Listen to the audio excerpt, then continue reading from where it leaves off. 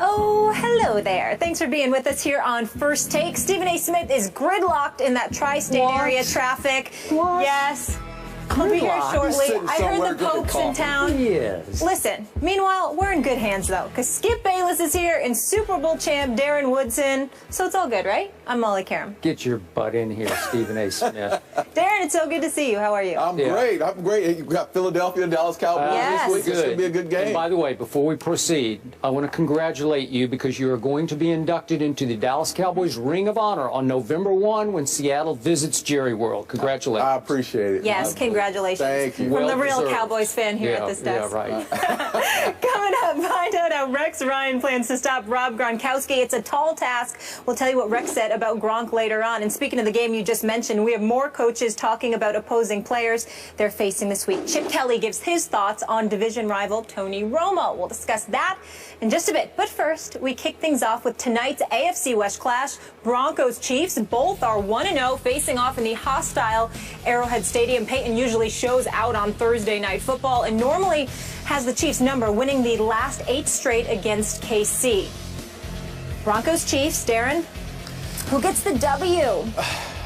I like what I saw with Kansas City and Alex Smith last week. I honestly think at home at Arrowhead Stadium, coming off what they did and the confidence they had coming out of Houston, and watching that entire offense get going. When you look at, Jeremy Maclin, Travis Kelce was unstoppable against Houston last week, and they're trying to find ways to get him the ball and match up against smaller corners. And then, of course, Jamal Charles in that running game. And anyway, when you look at this game and this matchup, the Broncos are still trying to find their way in that offense. Peyton Manning is not comfortable within that offense right now, and the running game hasn't gotten started. Taking that offense, which has struggled last week, into Arrowhead Stadium, I'm going with the Kansas City Chiefs. I think the Kansas City Chiefs are going to be on a high. Defensively, they're going to come into play, and offensively, they have some weapons. I'm still calling that an upset. I'm not calling it an upset. I am. Okay. I'm still calling it an upset. Well, I mean, Kansas City's favored at home by 3, so... In my mind, just because of history. All right, that's fine. Throw a score out there so we get your level of conviction here. I'm going to say it's going to be 27-17. Okay, a 10-point. That's fairly convincing. And obviously, we all well remember what happened to the New England Patriots when they visited Arrowhead on a Monday night, which was the 4th game of last season, and it was 41-14. Gut feeling, I believe Peyton Manning will win again at Arrowhead. And he's won at Arrowhead all 3 of his Denver Bronco years. And he's won fairly handily at Arrowhead all 3 times.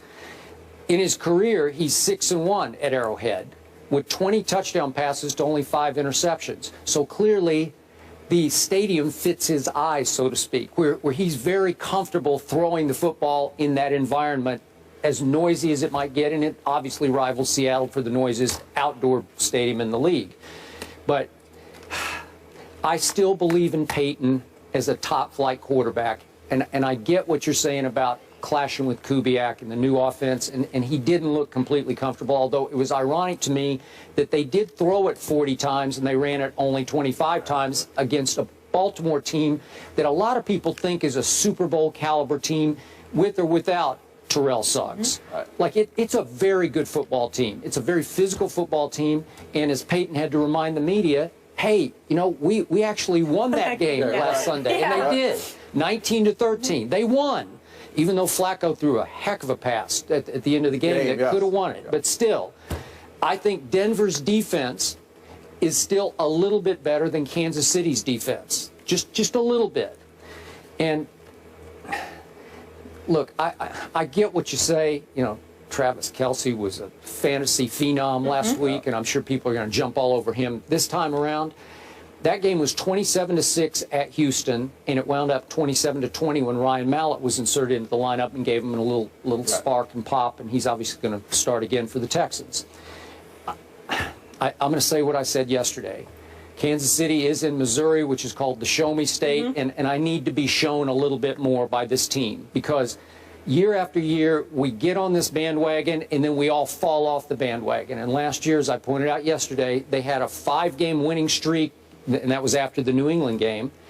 And then everybody said, boy, here come the Chiefs, and there went the Chiefs. And they lost 3 in a row, starting with the game at Oakland. Remember this? And they just tumbled right out of the play. They were not a playoff team last year. Are you sure? Now, to your opening point, which was Mark Schlereth's point on our show yesterday, and he opened my eyes and gave me pause. Because remember, Mark helped coach the Broncos a little bit during training camp. As kind of just a volunteer advisor, helped coach the offensive line. So I'd say he's pretty connected, right? He probably knows what he's talking about. And he was strong on this show yesterday that there is a clashing of philosophies here, and that Peyton is not happy and not comfortable. Okay, well, that dilutes my conviction about this game. Because if you're right about that, if Peyton is close to being miserable, as he at 39, who knows if this is last year as he approaches age 40, but it could be. But is he mentally being defeated? Does he feel so handicapped by the new way, the new system? Is the ability to audible at the line of scrimmage slowly being taken out of his hands? Run the play as called. If we call a running play, don't check out of it. Is that what's going on here? You know, and that's the way I looked at it that game last week against the Ravens. It felt like he was handicapped, like he wasn't the old Peyton that we've seen in the past, making the checks at the line of scrimmage. Everything seemed to flow as far as, you know, they got in and out of plays differently than they have in the past. And Peyton is a guy who you always see him throughout the years. He controls the offense. Everything flows through Peyton Manning. Now it doesn't seem like it feels like it's a Gary Kubiak feel. Even on the first play of the game, they run the football. He actually comes out like in a waggle formation, like he's rolling out. Peyton never rolled out that way. That just wasn't him. So this team is going to change. And I think in the end, Kubiak's going to win out. I honestly feel like Kubiak's going to win out because he is the longevity. He is the future of this organization. Okay, hey, we may be talking about this maybe his last year. Do you think that's the right choice, though, for Kubiak to win out? I just think that when you look at the years that are possible, Peyton's probably going to play this year, maybe next year, at best. I think Kubiak's a guy who's probably going to be there in the end. And Kubiak's been extremely successful offensively through his tenure as a head coach. He will run the ball. They will at some point start running the ball successfully.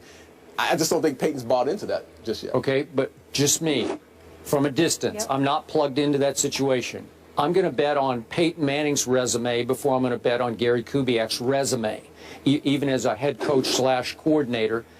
I'll take Peyton as my coordinator over Gary Kubiak, even at age 39. And I get it, and I hear all this arm strength. He's lost. He never had much arm strength. But you know, because you played against him, he can still pick you to pieces because he's going to cut loose with the football before you can cut loose mentally with where it's going, right? I mean, he's just going to outthink you and outquick you with his mind. So the arm strength, even though it has handicapped him occasionally, I still don't think it's a huge issue with him right now. I think it's going to be an issue. You do? I really do. I think this is going to be early on in the season, for this team to be successful, defensively, they're going to have to travel well, and they're going to have to win football games for this offense until this offense finds a way to gel, until Kubiak and Peyton Manning can get on the same page. This is not going to be your same Peyton Manning offense. They're going to run the ball this year. And I knew they threw the ball a lot last week. They're going to try to run the ball, control the line of scrimmage. It's just the way, it's Kubiak's philosophy, and that's just the way it's going to be. And I just think in time, this team will get better as the season progresses. But right now, this team is going to be a defensive football team, which is totally different than we've ever seen with a Peyton Manning football team. Bottom line to this, I liked what I heard from Peyton because I heard ticked off this week. I heard chip on shoulder. Yeah. I heard testy. And again, maybe that's being aimed at his coach. Maybe it's just raw pride. But I think however great Peyton can be in his new offense, I think you're going to see it tonight because I think he's on a little quiet mission here to show you I ain't dead yet, even in this offense. And I'm going to remind everybody, just when I thought the Chiefs are virtually invincible in night games at that crazy asylum that can be Arrowhead, I forgot that last year Peyton won on a Sunday night at Arrowhead, 29-16. Again, he had a Julius Thomas and Wes Welker, so he doesn't have quite the firepower of weaponry that he had last year. But I'm still going to bet on him tonight. You know, I think we're underestimating, and trust me, I've heard it all week about this matchup. I think we're underestimating what Andy Reid has built in Kansas City. I honestly do. And I know they struggled last year. I know they struggled last year, but I think this year bringing in Jeremy Maclin really opens things up for them. Jamal Charles is a guy that they're running a screen game like they've never run it before. I like the feel and the confidence that we're seeing on the offensive side of the ball. Now, this team has always been, you know, in the last couple of years, Houston on the outside, Tom Ali on the other side, and rushing the passer, they get after you defensively. This offense is a little different than what they've been in the past. Okay. Well, you got it fairly convincing. I'm going to go 2017 upset on my part. According to Molly. Yeah. All right, advantage Broncos, advantage Chiefs. And I know you mentioned they brought in Jeremy Maclin. Still, the last true wide receiver to score a touchdown was 2013. Dwayne Bowe is not there. Craziness.